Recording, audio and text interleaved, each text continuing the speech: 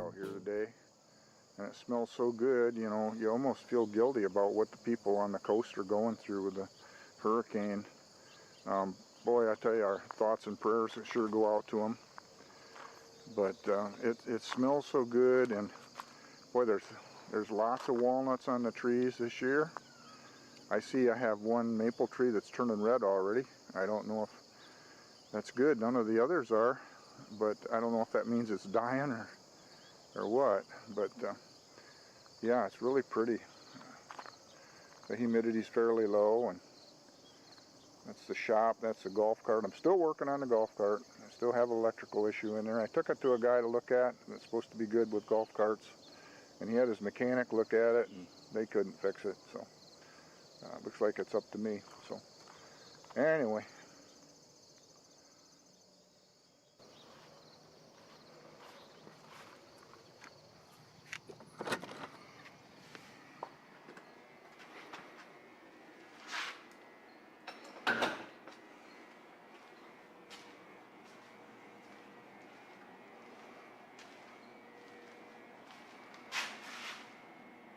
Now, surface grinder project. I had a chance the other day to pop the table off this thing so we could look inside it. And here's what we have. This grinder was used to grind aluminum, they told me. And if you look at all the aluminum down in there, I mean, it's just caked with aluminum. And I think that's a good case to be made about not letting your employees use an air hose, especially with aluminum that floats around. But it's blown way up inside there. It was on the rollers. This is a roller way grinder, by the way. But yeah, here's the mechanism for locking the table, and it's just a clamp that clamps against this angle piece, and then there's a thin strip of metal that goes between there that's mounted to the table. And it just clamps against there.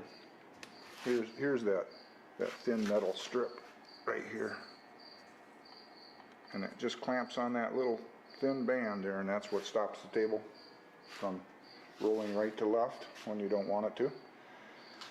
And yeah, this is a manual grinder. Here's what makes the table go back and forth.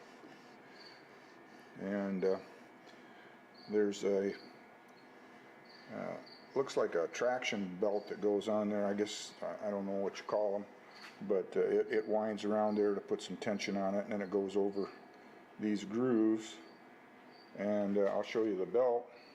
Yeah, here's the belt. It's broken, but you can see it's got the matching teeth on that, and that's what drives the table back and forth manually. And look at this, boy, these ways have aluminum right on them, so those rollers were actually running over those top of those chunks of aluminum. And one nice feature about this thing, I see the ways are replaceable. You can take those strips off and replace them. I don't know if they're available or not, and I don't know what kind of condition this is in. I'm hoping it's in good enough condition that I can just reuse everything that's here. Just clean it up, get a new belt. The belt is broken. Get a new belt. There's a broken hydraulic, no, not hydraulic, a broken oil line inside there that has to be fixed. But I'm hoping I just clean this thing up, pop it back together, and put her in use. I know the spindle runs smooth, so that's a good thing. So that's kind of a work in progress. And this is a Reid roller way grinder, and I've been looking for a roller way grinder for a long time.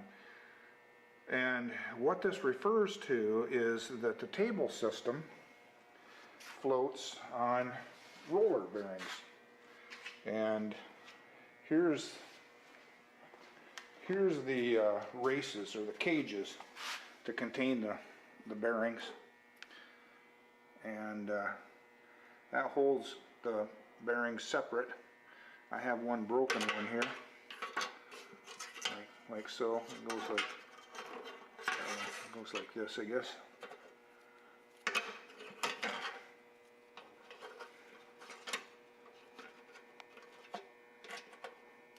So I don't know if I can get those replacement or if I can glue it back together. But anyway, that separates the bearings.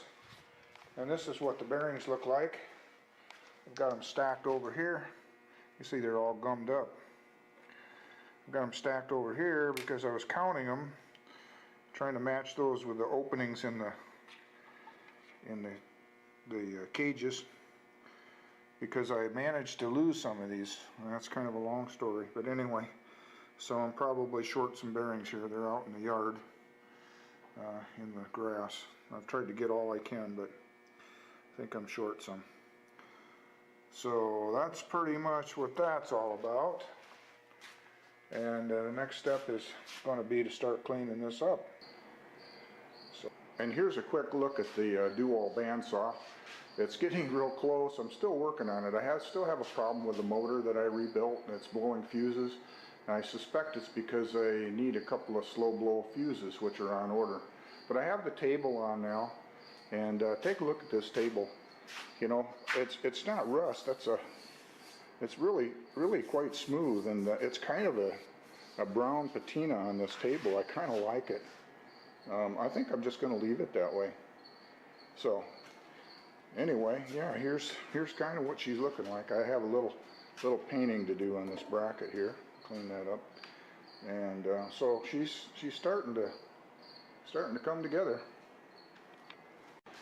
And here's the blade welder for the Doall bandsaw. I'm just starting to take a look at it. It's a mess. Somebody's been in there and did some rewiring, and I'm not exactly sure of how that functions. I know how to use them. I've used them plenty of times, but I'm not sure what the logic inside there is. See, somebody put a, looks like an off and on switch on, probably for the grinder motor, but look at how they wired that thing on there. It's just kind of hanging out of the hole that's supposed to have a momentary switch for the blade tempering. Wow. So, boy, I got to really straighten that out, but we'll get it. But at least we are making progress. So I guess that's about everything I've got going on right there. So I guess I'll see you next time, and this is Mike signing out.